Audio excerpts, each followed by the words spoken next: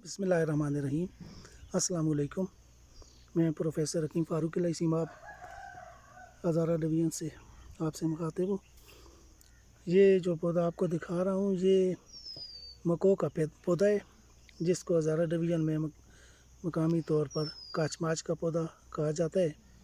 इसका साग भी पका कर खाया जाता है।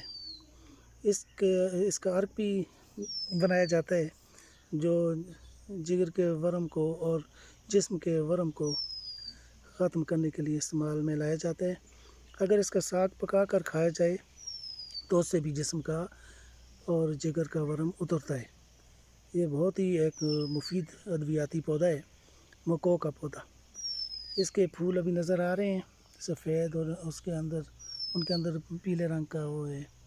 तो इसके साथ फल लगते हैं, पहले सब्ज़ होते हैं, फिर फल स्याह जैसे या उनसे ज़रा से बड़े होते हैं। जब पक जाते हैं तो ऑरेंज कलर के होते हैं।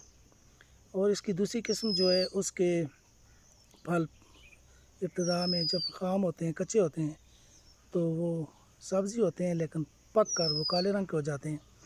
काले रंग के जो फल जिस पौधे के साथ हों तो वो जहरीला तस्वर किया जाता है।